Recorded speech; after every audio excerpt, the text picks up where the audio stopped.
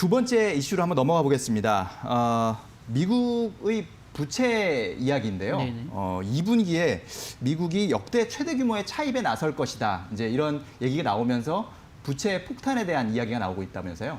네, 어제 미국 재무부가 공개한 그 2분기 미국 정부의 순차입금이라고 하는데요. 네. 지금 규모가 2조 9,990억 달러, 우리 돈으로 보면 한 3,700조 원에 이르는 엄청난 돈이거든요. 네.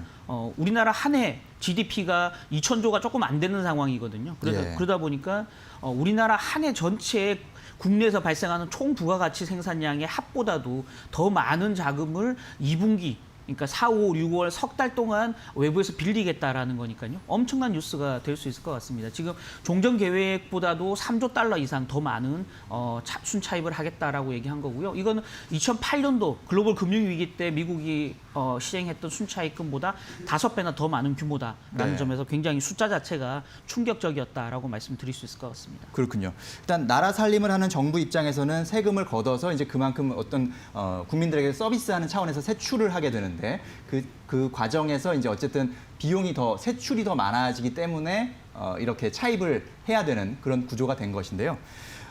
마지막 질문으로 한번 던져보겠습니다. 네. 이 시장에 이런 대규모 차입이 시장에는 좀 어떤 영향을 미칠 것으로 예상이 되는지요? 그렇죠. 일단은 세수가 그러니까 기업 이익이 줄어들고 또 그다음에 이제 그 어려움을 겪는 가게나 기업들에 대해서 세금 납부를 유예해 주면서 네. 전체적으로 나라에 들어오는 세수가 굉장히 많이 줄어들고 있는 상황이고 써야 될 돈은 더 많이 늘어나고 있는 상황이다. 그래서 순차입이 앞으로도 계속 늘어날 것이다라는 거고요. 문제는 이런 부분입니다. 순차입금 모자라는 돈을 메꿔야 되는데요. 세금을 지금 인상할 수는 없는 상황이지 않습니까? 그렇죠. 다 경제 주체들이 다 어려운 상황이기 때문에 네. 결국 시장에서 국채를 찍어서 자금을 조달할 수밖에 없다.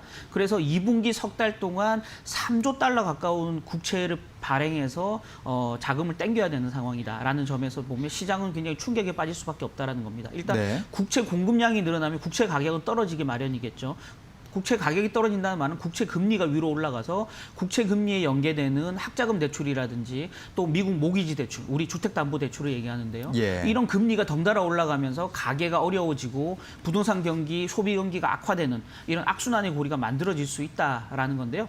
저는 개인적으로 이런 극단적인 악재로 작용하지는 않을 거다라고 보여지는 상황입니다. 지금 네. 간밤에 10년 만기 미국 국채 금리가 0.6% 정도 유지하고 있거든요. 거의 제로 수준까지 와 있다라는 겁니다. 결국 국채를 찍었는데 국채가 제대로 발행이 안 되거나 국채 발행 금리가 굉장히 위로 올라가면 예. 방금 말씀드린 어떤 악순환의 고리가 만들어질 수 있겠지만 지금 미국 국채 살려는 사람들이 너무 많죠. 미국 국채 입찰을 할 때마다 전 세계 중앙은행들이 엄청난 자금을 가지고 입찰에 참여하고 있는 상황이고 또 그로 인해서 미국 국채 금리는 계속 밑으로 빠지고 있는 상황이기 때문에 네. 시장에서 충분히 소화가 가능하다라는 점에서 일부 마찰적 요인이 있겠지만 단기적으로는 큰 어떤 그 불안 요소 없이 국채 발행이 이루어지고 순차입이 이루어질 거다. 다만 2분기에 사실은 이런 국채 발행 증가가 2분기에 끝나는 게 아니고 3분기, 4분기까지 이어질 수 있다라는 부분이 사실은 좀 문제가 될 수 있다라는 겁니다. 지금 예. 미국 재무부 추계로 보면 3분기에도 한 8천억 달러 정도의 순차입이 또 이루어질 거라고 예상하고 있는 상태이기 때문에 코로나19 사태가 얼마나 장기화되느냐에 따라서 실제 미국 국채 시장에 미치는 영향은 좀 달라질 수 있겠다라는 걸 좀 단서 조항으로 좀 붙여야 될 것 같고요. 네. 또 하나의 요소는 환율 부분입니다. 외환 시장이 나타나는 부분인데요. 미국 이 국가 부채가 계속 늘어난다는 말은 미국 재정 적자가 계속 늘어난다는 말이고요. 미국 재무부의 재무 건전성이 악화된다는 말 아니겠습니까? 네. 결국 미국 달러 가치가 좀 떨어질 수밖에 없는 요소가 된다라는 거고요. 다만 이게 미국 경제에는 썩 나쁘지 않은 구조죠. 최근에 미국 달러가 굉장히 강하다 보니까 예. 미국 그 수출 기업들이 어려움을 겪을 수 있는 상황이기 때문에 오히려 달러 약세가 미국 기업에는 좀 도움이 될 수 있다. 다만 글로벌리하게 보면 달러 약세가 너무 가파르게 나타날 경우에는 그 개발도상국들 또 우리나라 같은 이머징 국가들은 좀 어려움에 처할 수 있다라는 점 동시에 감안하셔야 될 것 같습니다. 네, 그렇군요.